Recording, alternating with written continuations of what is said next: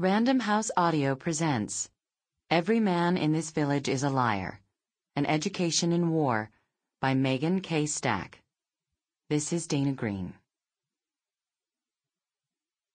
There is nothing farther away from Washington than the entire world. Arthur Miller. Prologue.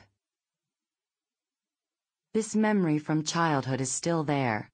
The voices of the adults bounce fretfully, eternally in rooms that have since been sold or abandoned. Beirut, they said. Never Lebanon. John was in Beirut. All meaning fit into those words. His barracks had been blown up, but he had survived. John the drinker, a smoker, apprentice in three-card Monte and hanger out with New York street cons. His face cut by light, arms angled in salt air. His imprint lingers still in corners and amber edges.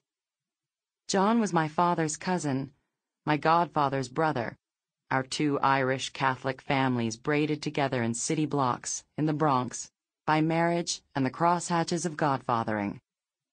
He was adrift between the generations of our family, too old to be a cousin and too young to be an uncle, but still unmistakably one of us, with us in churches and cramped living rooms and summers on the beach. In my earliest memories, I waddle in his retreating shadow, arms in the air and begging, "Johnny, uppy!" And then this skinny street hustler sweeps me into the air to swing on the rim of centrifugal force until the salty, sunny world swims. Even then, John had endured the thing I feared most. His mother had died. He was feeling very badly, my mother said. "You shouldn't ask him about it." John got into a little trouble, and then into some more trouble, so they sent him to live with my grandparents to get him out of New York. And when that didn't work, they signed the papers allowing him to enlist. He was only 16. The Marines sent him to Beirut. Hezbollah bombed the bunkers. "Thank God he's all right," the adults said. Nobody talked about Hezbollah then, not in our house. Hezbollah didn't mean anything. It was a featureless enemy in a war that was real only insofar as it touched our household. A bomb explodes and everything goes wrong.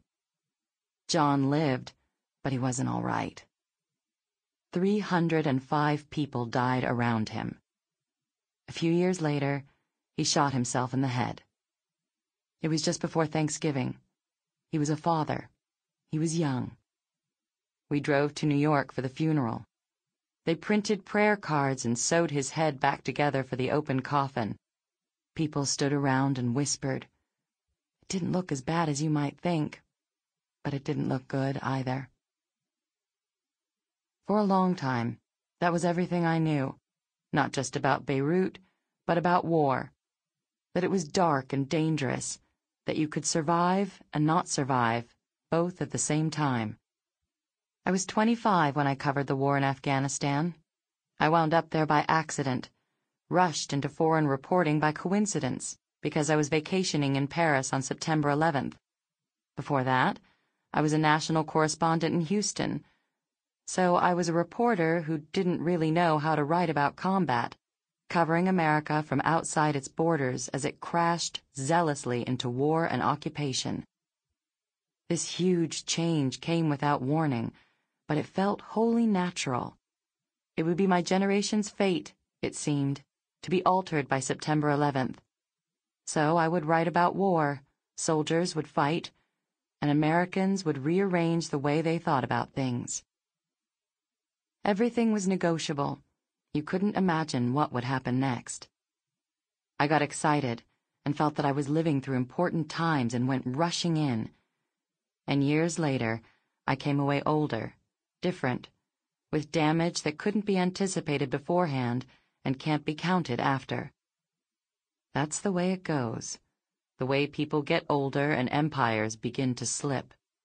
And now the fear is that it didn't mean anything.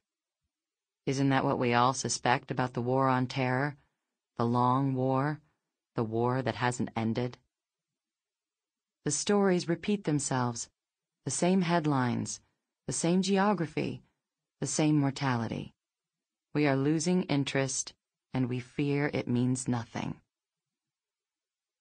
September 11th stands out now like a depot, the last train station before a vast, unknown prairie, where the engine of events groaned and roared and hauled America back into the wilderness.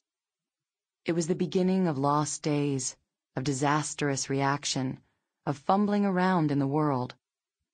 We had already tamed our own hostile landscapes, the enormous stretches of the West stamped out what came before, emptied and erased a vast run of earth so that we, the Americans, could have a tabula rasa, could invent a new nation and grow strong. And then September 11th came and infected us with the idea that we could tame all the wilderness of the world, too, and make ourselves perfectly safe. I wanted to see, and so I went along to watch. I was younger than I realized, and extremely American, sentimental, but not stupid. I didn't go to Afghanistan with any strong convictions. I was a reporter, and I wanted to see. Only after covering it for years did I understand that the war on terror never really existed. It was not a real thing.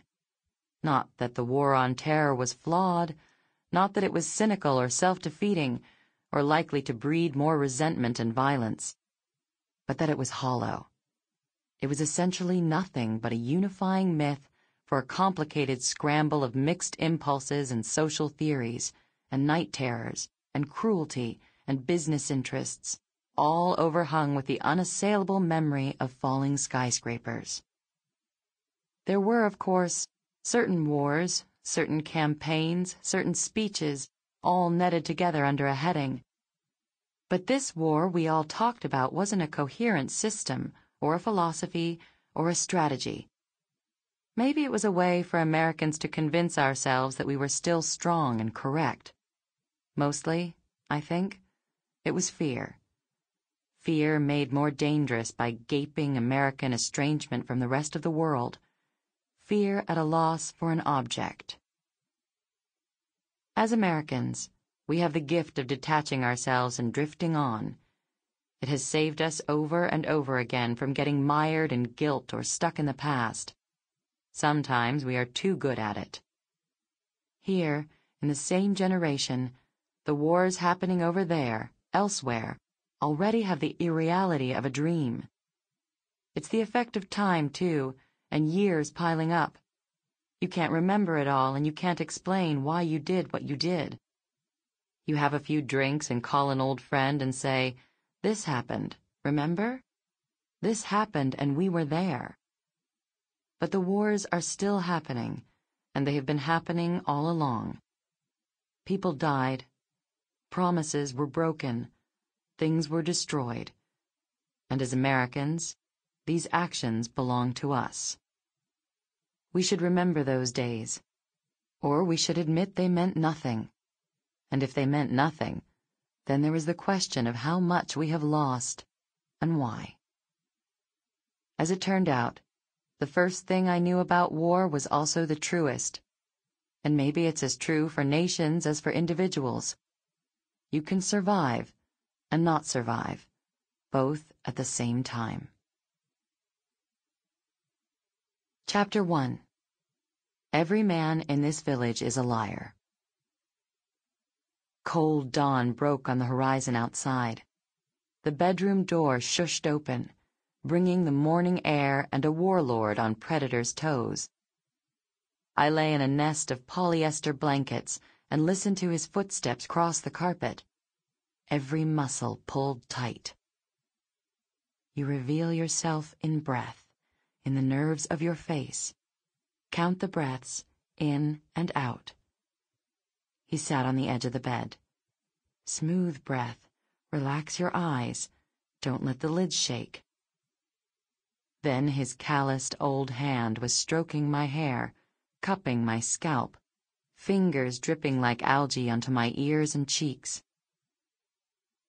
The warlord lived in Jalalabad, in a Sample complete. Ready to continue?